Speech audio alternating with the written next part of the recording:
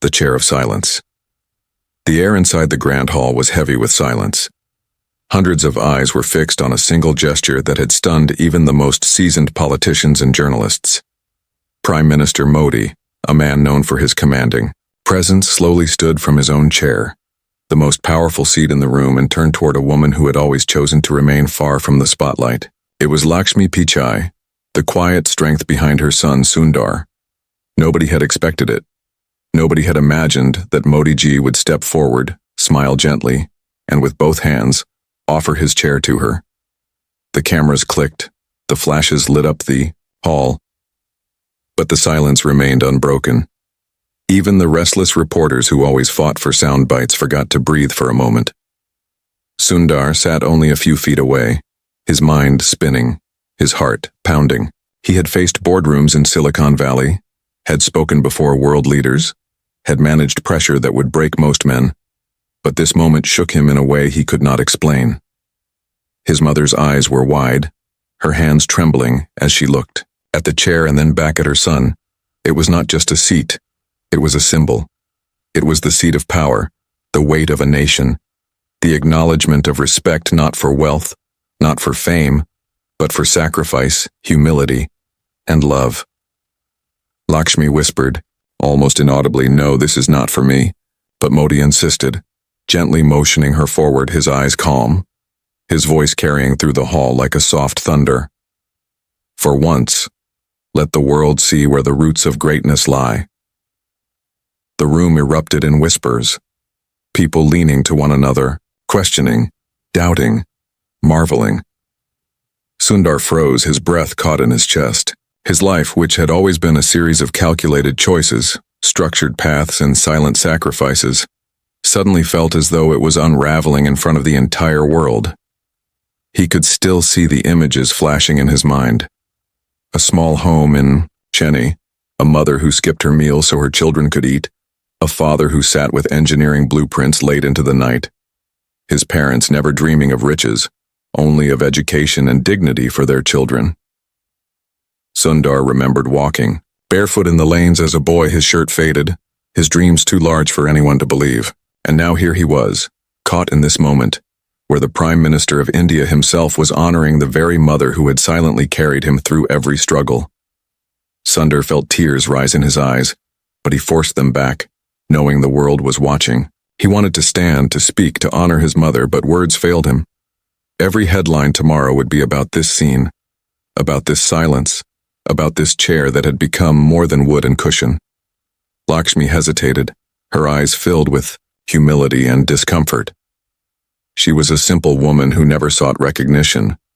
She wore no jewelry, no grand sari, only the quiet dignity of a mother who had given everything to her child.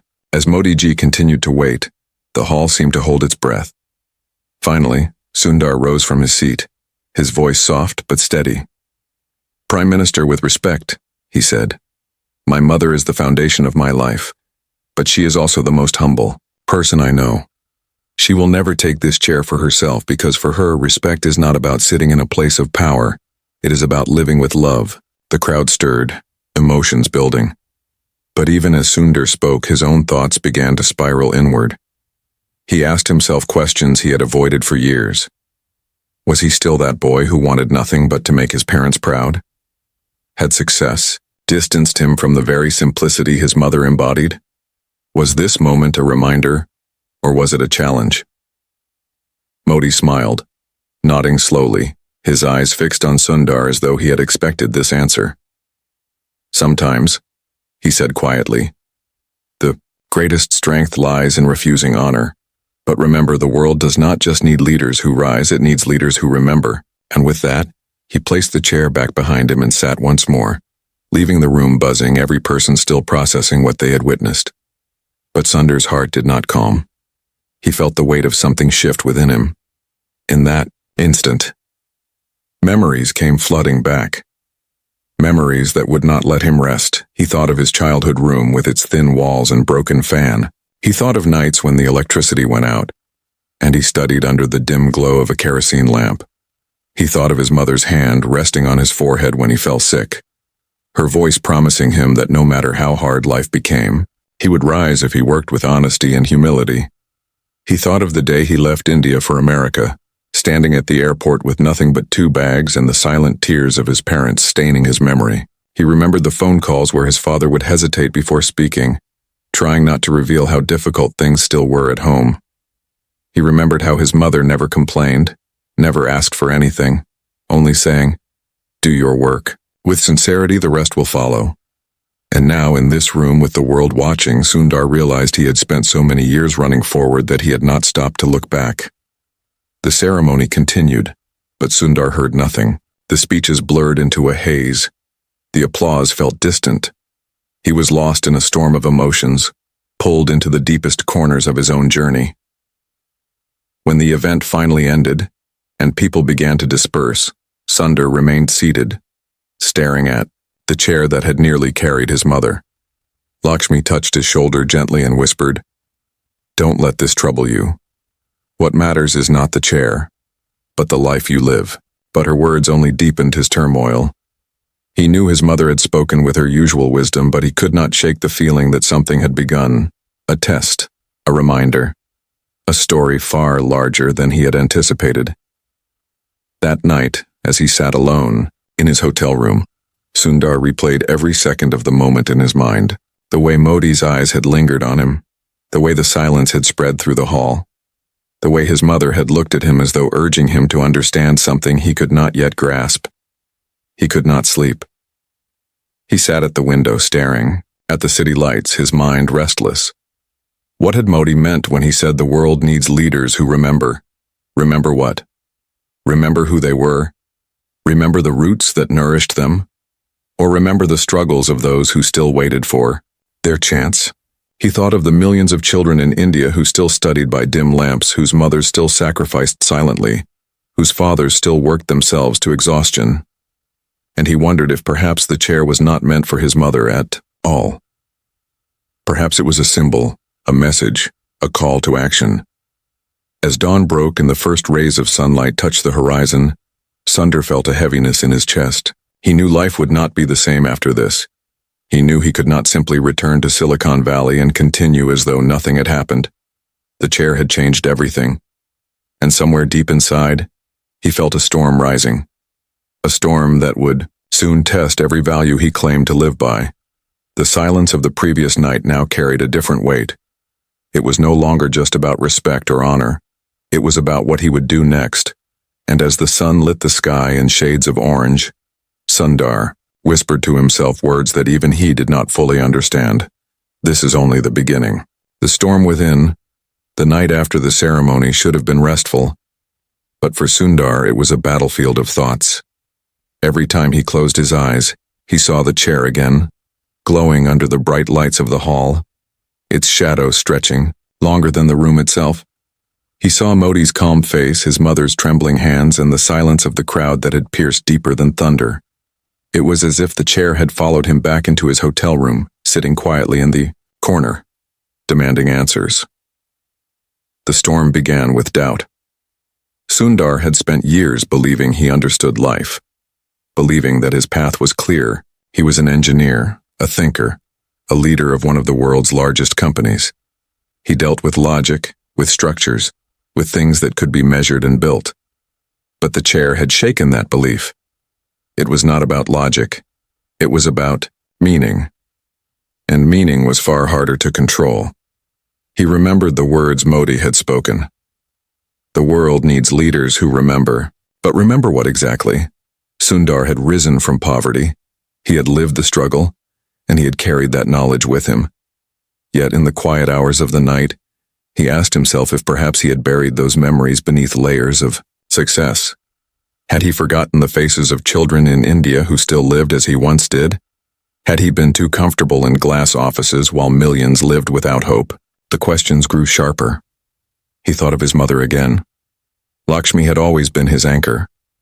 She lived without greed, without vanity, without seeking applause. When Modi offered her the chair, she had refused not out of pride but out of humility. And in that refusal, Sundar saw something he could not ignore. She had reminded him that real respect is not in being honored, but in choosing simplicity. Yet he wondered if he himself had chosen simplicity, or if he had been running too far from it. Sundar looked at the city skyline outside his window. Bright lights glimmered. Tall towers stood proud, but somewhere in the shadows lay the same struggles he had once faced. He closed his eyes, and in the silence, he heard his mother's voice from years ago, whispering in Tamil, "Never forget who you are, never forget where you come from." He had promised her then as a boy that he never would. But had he kept that promise? The next morning he walked into a meeting with top officials, still wearing the weight of his thoughts. They spoke about technology, about policies, about partnerships. Yet every word felt distant, every number hollow. Sundar's mind drifted back to the chair. He could not focus. The storm within him was louder than the voices in the room. Later that evening, he sat with his mother in their private quarters. The ceremony had exhausted her, but her eyes were calm. Sundar finally broke his silence. "Amma," he said, his voice heavy. "Why didn't you take the chair?" She looked at him with gentle eyes, her lips curving into a faint smile. "Because it was never mine, Kana. Chairs of power belong to those who seek power. I never did. I only wanted you to walk the path of truth. That is enough for me." Her words pierced him because they reminded him of something deeper. Sundar had always known his mother as a woman of quiet sacrifice, but now he began to see that her refusal had not been weakness. It had been strength, a strength greater than any position or title could ever give. "Amma," he asked softly, "do you think I have forgotten? Do you think I live too far away, now too far from where I began?" Lakshmi's hand rested on his shoulder. "No, you have not forgotten, but remembering is not enough. Memory must lead to action. What good is remembering if it does not light the path for others?" Those words struck Sundar like lightning. Action, not just memory. What was he doing with his power, with his position? Was he only building systems for the privileged, or was he lifting the ones who needed it most? He had often spoken about accessibility, about connecting the disconnected, but was it enough? Or was he simply comforting himself with words? That night, Sundar walked alone by the riverside, the city buzzing around him. He saw a group of children selling flowers, their eyes tired, their voices eager. He saw a mother holding her child close, trying to shield him from the cold night air. He saw an old man sitting quietly by the steps, staring at the water as though waiting for an answer. Each face was a reminder, each face a mirror of his own past. His heart ached. He realized that the chair was not just a moment. It was a call to look beyond himself, beyond success, beyond titles. It was a reminder that the true measure of a man is not what he achieves for himself, but what he gives to others. But then came fear. Sundar had built his life on structure and certainty. Stepping into this new path would mean stepping into uncertainty, into questions with no clear answers. It would mean opening himself to criticism, to misunderstanding, to resistance. Was he ready for that? Was he strong enough? The storm raged inside him. Part of him wanted to return to his familiar world, to close the door on this confusion and continue as before. But another part, stronger and louder, told him that he could not. Something had shifted. Once seen, it could not be unseen. Once heard, it could not be unheard. As he stood under the night sky, staring at the stars, Sundar whispered, "Amma is right. Memory is nothing without action." But even as he said it, doubt lingered. What action? Where to begin? And then, suddenly, as though fate itself had been listening, his phone buzzed. It was a message from a close friend in Silicon Valley. The message was simple. "Call me when you can. There is something you need to know. Something urgent." Sundar's hands trembled as he read it. He could sense that this was not an ordinary message. His instincts told him that whatever waited on the other end of that call would change everything.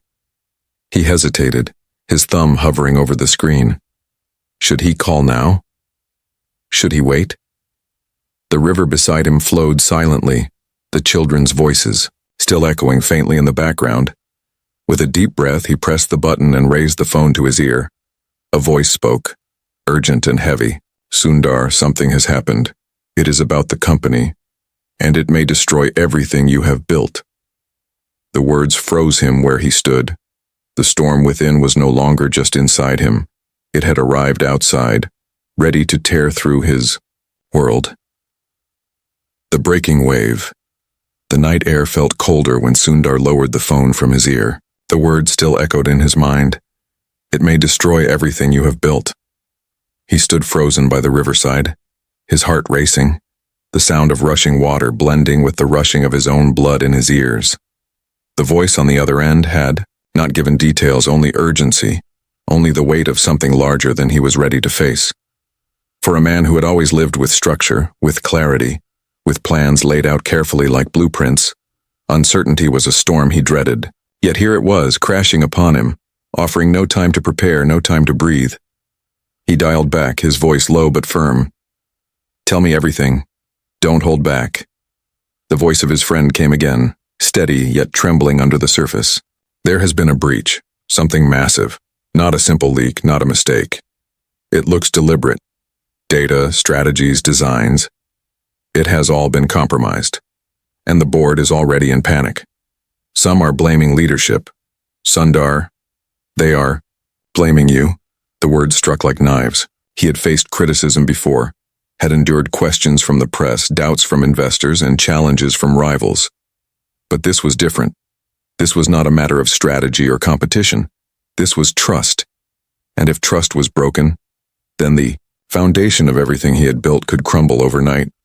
He asked for more, his tone sharp, though inside he felt the ground slipping beneath him. The details poured out like acid. Confidential files stolen, rumors spreading in the markets, whispers of betrayal from within. It was not just an attack on a company. It was an attack on his very name. When the call ended, Sundar stood still, his phone clutched in his hand, his eyes fixed on the dark water before him. He remembered his mother's words only hours ago. Memory must lead to action. But now, action felt like a storm too vast to contain. For the first time in many years, he felt small again, like the boy who had once stood at the gates of his school with fear in his heart, wondering if he belonged among the others. He felt the weight of 1,000 eyes judging him, questioning him, and he could not escape the thought, what if they were right? What if he had risen too high, too fast, and forgotten the roots that once gave him strength? He returned to the hotel in silence. His mother sat waiting, her eyes calm as always, as though she had already sensed the storm. "Something troubles you, Kana," she said softly, her voice like the anchor it had always been. Sundar sat across from her, his shoulders heavy, his face pale. "Amma, everything may fall apart. The company, my name, everything we worked for. It may be destroyed." Lakshmi listened, her hands folded in her lap, her expression unchanged. When he finished, she asked one question, simple, yet piercing. "And what will you do if it is destroyed?" He blinked, unprepared for the question. I will fight, to protect it. I cannot let it fall." She shook her head gently. "That is not what I asked. I asked what will you do if it is destroyed, not how you will fight, but how you will live after." The silence between them deepened. Sundar realized she was not speaking of failure, but of essence. If all the titles, the positions, the power, and the respect vanished tomorrow, who would he be? Would he still be the boy who dreamed under the dim light of a kerosene lamp? Or had he become nothing without the weight of the chair he now held? Her words unsettled him further, but they also planted a seed.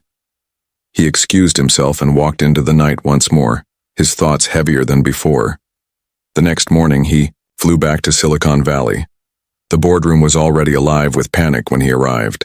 Men and women in suits, their faces tight, their voices sharp, speaking over one another in fear. Sundar entered quietly, but the room stilled almost immediately. All eyes turned toward him, some filled with expectation, others with accusation. "Is it true?" one board member demanded, his voice cutting. "Have we lost control of our own house?" Another voice, colder, followed. "The world trusted us, If this trust is broken, it will not just be the company that pays. It will be you, Sundar. Your name will not survive this. Sundar listened, his face calm, though inside his chest the storm howled. Every word felt like a strike, every glance like a blade. He wanted to defend himself, to argue, to prove his worth, but he remembered his mother's voice. What will you do if it is destroyed? He realized then that this was no longer about protecting a company or a title. It was about protecting truth. If betrayal had come from within, if darkness had crept into the very house he had built, then the fight would not be about survival, it would be about honesty. He spoke slowly, his voice measured, but strong. We will not run from this. We will not cover it with lies. If something has been broken, we will face it in truth. We will investigate. We will reveal. And we will rebuild. Not for power, not for pride, but for trust. Because without trust, none of this matters. The room shifted. Some faces softened, others remained hard. But all listened.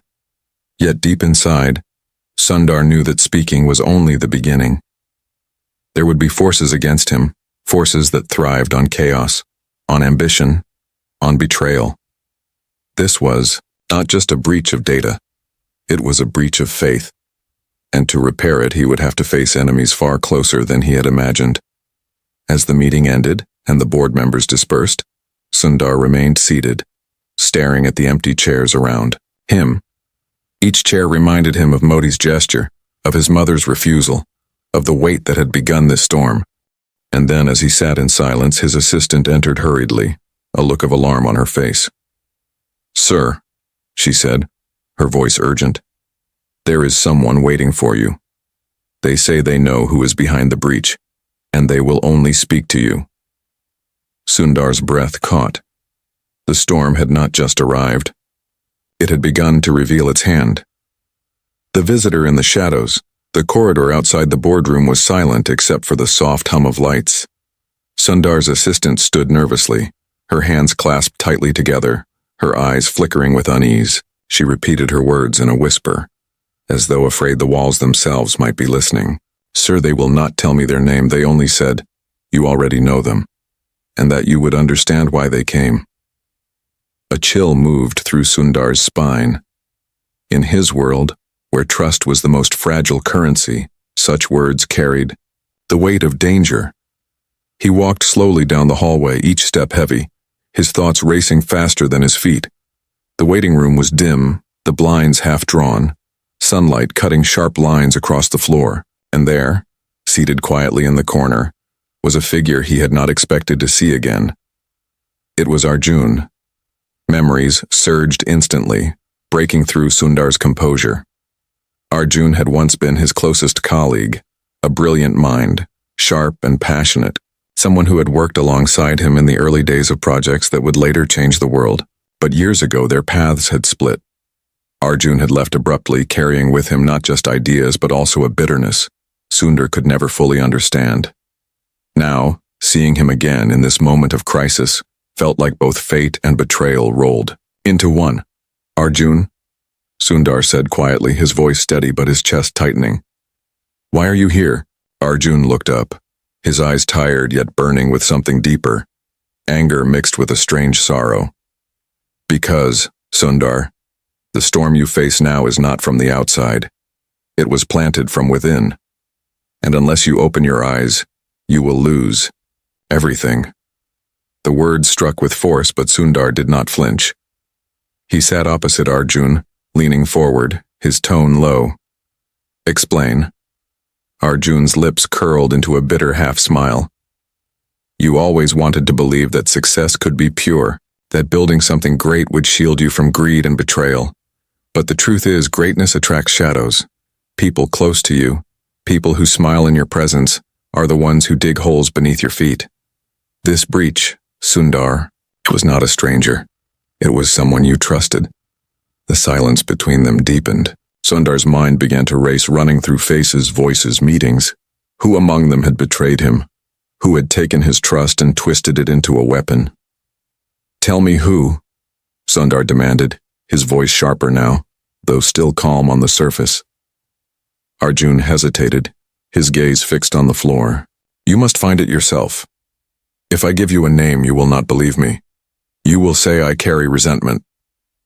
But the signs are there, Sundar. Look at the ones closest to the decisions. Look at those who stand behind you in meetings yet whisper in corridors when you leave. The truth is in the shadows you refuse to see. Sundar leaned back, frustration burning inside. You came here to give riddles? Why now, Arjun? Why not years ago? For the first time, Arjun's voice cracked, carrying pain buried for years. Because once I believed in you. I believed in what you wanted to build. But when I saw how power grew around you, when I saw how the same system that crushed us was now holding you up, I could not stay. I thought you had forgotten the streets we came from, the struggles we shared. And maybe I was wrong to leave. But I am not wrong about this, Sundar. Betrayal is already inside your house. The words cut deep. Sundar wanted to argue, to defend, to prove that he had never forgotten. But even as he searched for the right words, his mother's voice echoed in his memory. Memory must lead to action. He realized then that Arjun's bitterness, however heavy, carried a truth he could not dismiss. The breach was not just a technical failure, it was a human one. What do you gain by warning me? Sundar asked finally, his voice softer. Arjun's eyes met his, fierce yet broken. Nothing. But perhaps if you remember who you are, then the world will not lose what little hope it still has. I am not here for me, Sundar. I'm here because I fear what happens if you fall. Sundar sat in silence, his heart conflicted. He could feel both the sting of betrayal and the strange warmth of an old bond still alive beneath layers of resentment. Then, Arjun stood, his shadow stretching long across the room. The answer lies closer than you think. Do not look far. Look beside you. And with that, he walked out. Leaving the door swinging gently in his wake, Sundar remained seated, the words echoing like thunder in his mind. Look beside you. His thoughts spiraled. Who sat beside him most often? Who shared the closest circle, the most trusted decisions? He thought of his top advisors, the board, his closest allies, and with every face he recalled, suspicion crept like poison. That evening, as he returned home, he found his mother waiting, her expression calm as though she had already sensed the unease in his heart. She served him a simple meal, and as he sat quietly, she asked, "What troubles you now?" He told her of Arjun, of his warnings, of the riddle left behind. Lakshmi listened, her eyes never leaving his. When he finished, she spoke gently. Betrayal is not new in this world. But Kana, you must not let suspicion consume you. Trust is fragile, yes, but if you see only with suspicion, you will become blind. Instead, see with patience. Truth reveals itself not to those who rush, but to those who wait with courage. Her words calmed him slightly, but the storm remained. Later that night, as he stood by the window again staring at the glittering skyline, his phone buzzed with a new message. This time it was not from a friend, not from the board, not from Arjun. It was anonymous. The message contained only 7 words. The traitor is closer than you think. Sundar's chest tightened, his heart pounded. The shadows were no longer just whispers. They were moving, circling, preparing to strike. The fracture of trust, the anonymous message glowed on the screen like fire in the dark. Sundar stared at it for a long time, his breath uneven, his thoughts spiraling. The traitor is closer than you think. It was almost the same riddle Arjun had left him with earlier, but now it carried a sharper weight, as if fate itself had doubled the warning. The night stretched endlessly. Every sound in the quiet room unsettled him. He thought of the faces that surrounded him daily, the ones who had walked beside him through storms and victories alike. They had smiled, they had nodded, they had praised his words in public. But which of them was hiding a knife behind their back? He tried to push the thought aside, but suspicion crept like smoke, filling every corner of his mind. He remembered the board members who had looked at him with doubt, the advisors who had hesitated before defending him, the colleagues who had grown silent when the breach was mentioned. His heart told him not to accuse, but his mind whispered that trust had already been fractured. The next morning he walked into his office with an unease he could not hide. The air felt heavier, the walls seemed closer, and every conversation carried an undertone he had never noticed before. His assistant handed him files, her hands shaking slightly. His senior managers greeted him, their smiles quick but not steady. Even the silence in the corridors felt different, as though the building itself knew that betrayal was near. A meeting was called to review the crisis. The board sat around the long, polished table, their expressions sharp, their voices edged with blame. Charts were presented, reports were read, numbers flashed across screens, but Sundar barely heard them. His eyes moved from face to face, watching, searching, listening not to words but to the silence between them. Then it happened. One voice rose above the rest, firm and pointed. Rajiv, a longtime advisor who had always been close to him, spoke with unusual force. "We cannot ignore this any longer," Rajiv said. "The responsibility lies at the very top. If leadership cannot protect the foundation, then leadership must change. Perhaps it is time we reconsider who sits in this chair." The room froze. Every gaze turned toward Sundar. Some eyes widened in shock, others remained calm as if they had expected it. Rajiv's words were not just criticism, they were a challenge, an attack launched in full daylight. For a moment, Sundar felt the weight of the chair beneath him, the very symbol that had haunted him since the ceremony in India. The chair Modi had offered to his mother, the chair she had refused, the chair that now seemed heavier than any burden he had ever carried. He looked at Rajiv, his voice steady, though his heart trembled inside. "You speak as though you already know the truth of this breach, do you?" Rajiv's eyes did not waver. "I know that the company cannot survive if trust is broken, and I know that leadership must answer for failure, whether guilty or not." The words were calculated, cold, and sharp. Sundar could see the shift in the room, the way some board members leaned toward Rajiv, the way others looked down in silence. Seeds of doubt had already been planted, and now they were being watered openly. But Sundar did not answer with anger. Instead, he remembered his mother's advice. See with patience. Truth reveals itself not to those who rush, but to those who wait with courage. He leaned back in his chair, his eyes scanning the room slowly, his silence heavier than words. When the meeting ended, whispers followed him as he left the room. He could feel eyes burning into his back, measuring him, judging him, waiting for him to falter. That evening he returned to his mother once again. She listened quietly as he described what had happened, her face calm, her hands folded as always. When he finished, she said only this: "A chair will always test the one who sits on it. Do not fear the ones who wish to take it. Fear only the moment when you forget why you sit there at all." Her words wrapped around him like both comfort and challenge. He understood that the true battle was not for the chair, but for his soul. If he let bitterness guide him, he would lose himself, even if he won the fight. But if he held on to humility and truth, he could endure even the storm of betrayal. Late into the night, he sat alone again, staring at the city lights. He thought of Arjun's warning, of Rajiv's challenge, of his mother's wisdom. The pieces began to connect in his mind. Rajiv had always been ambitious, but he had also been careful, never revealing his hunger so openly. Why now? Why in this moment of crisis? Sundar felt the answer pressing at the edges of his thoughts, but he was not ready to name it. Not yet. And then, as if the night itself had been listening, his phone buzzed once more. Another anonymous message.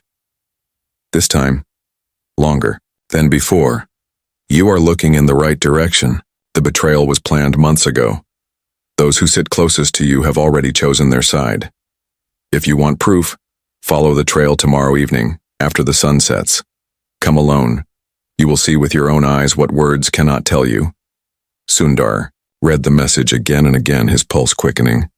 The path was opening before him, but it was a path into darkness. He knew it could be a trap. He knew walking into shadows alone could endanger everything, yet a voice inside him whispered that he had no choice. For trust to be rebuilt, truth had to be uncovered. He closed his eyes, his hands gripping the phone tightly. "Amma," he whispered to himself, though she was not in the room. "I will remember. I will see with patience. But I will also act." The storm was no longer only inside him. It was waiting outside, in the shadows of the night to come. And, as the clock ticked past midnight, Sundar made his decision. He would go. He would follow the trail, and whatever truth awaited him there, he would face it alone. The night of truth, the following evening, the city glowed with restless lights, but Sundar's heart was darker than the night itself. He left quietly, no entourage, no protection, only the weight of the anonymous message guiding his steps. The words repeated in his mind like a drumbeat. "Come alone. You will see with your own eyes what words cannot tell you." He drove himself, through streets that seemed both familiar and strange, his thoughts too loud to allow him to notice the world outside. Every corner carried shadows. Every face seemed like it might be watching him. When he finally reached the address sent in the message, it was not a grand building or a secret chamber. It was an old warehouse on the edge of the city, forgotten, silent, almost abandoned. He stepped inside. The air was cold, the floor echoing under his shoes. At first, the space appeared empty. But then, from the far corner, voices rose. Hushed, sharp, careful. He moved closer, staying in the shadows, his heart pounding. And then he saw them. A group of men sat around a table. Among them were faces he knew too well. Faces he had trusted. Faces that had smiled beside him in meetings. Faces that had praised him in public. And at the center of them, speaking with authority, was Rajiv. Sundar froze. His breath caught. He leaned forward just enough to hear. Rajiv's voice was cold, filled with ambition. The breach was only the beginning. Once the blame falls fully on him, the board will have no choice but to remove him. And when they do, we step in. The systems, the strategies, the power, it will all be ours. Sundar was always too naive, too soft. He thought humility could protect him. But humility is weakness, and we will prove it. The words struck Sundar like a blade. Betrayal was no longer a whisper. It was alive. It was breathing. It was standing in front of him in the form of the man he had once trusted most. He felt anger rise like fire, but alongside it came sorrow, deeper than rage. Rajiv had once been a friend, a confidant, someone he had believed in. Now, seeing him plot so openly, Sundar realized the true cost of power. It was not only about enemies outside, it was about the slow erosion of loyalty inside. For a long moment, Sundar considered stepping out of the shadows and confronting them then and there, but something held him back. His mother's voice calm and clear in his memory. See with patience. Truth reveals itself not to those who rush, but to those who wait with courage. So he remained hidden, watching, listening, letting their own words reveal the truth he needed. When the meeting ended and the conspirators left, Sundar stayed behind, his body trembling, his eyes heavy with unshed tears. He had seen enough. The betrayal was no longer rumor or suspicion, it was truth. The next day, he walked into the boardroom, not with anger, not with vengeance, but with silence. The members looked at him, some expectant, some uneasy. Rajiv sat confidently, his face calm, his eyes steady as if already tasting victory. Sundar placed a file on the table. Inside were recordings, notes, and evidence collected quietly during the night. He opened it slowly, letting the weight of the truth fill the room, and then, without raising his voice, he spoke. Trust is not broken by enemies. It is broken by those we sit beside. Yesterday, I was shown what words alone cannot reveal. Betrayal lives among us, and if we do not confront it, then everything we have built will collapse. He pushed the file forward. The room fell into silence. Eyes widened, whispers stirred, and then the faces turned toward Rajiv. His composure cracked for the first time, his hand tightening on the table, his lips parting as though to speak, but no words came. The silence grew heavier.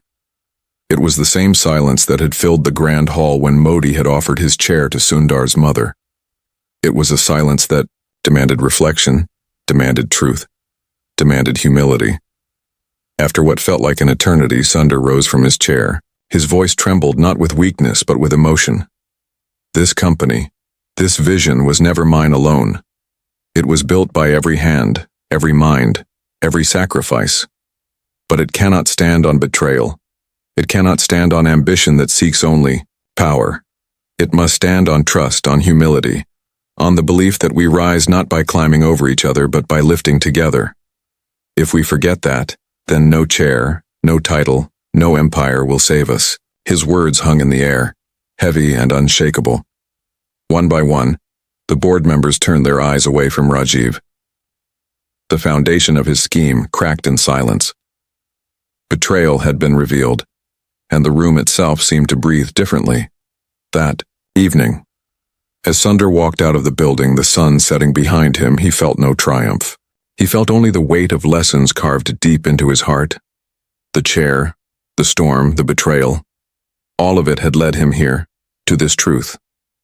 Power was never about the seat one held.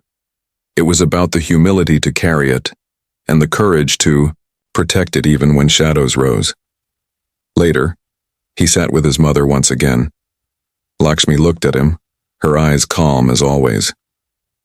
"You have faced the storm," she said softly. "What did you learn?" Sundar's voice was quiet, almost a whisper. "That the chair is never truly mine. It belongs to those we serve. And as long as I remember that, I will not be afraid of those who wish to take it." His mother smiled faintly, her hand resting on his. "Then you are ready, Kana, not just to lead but to live." The night grew quiet around them, but inside Sundar's heart the storm finally began to settle, not because the struggle was over but because he had understood its meaning. And in that silence, deeper than applause, heavier than titles, Sundar realized something he had almost forgotten. True greatness is not in how the world sees you, but in how you remain true to yourself when the world turns away.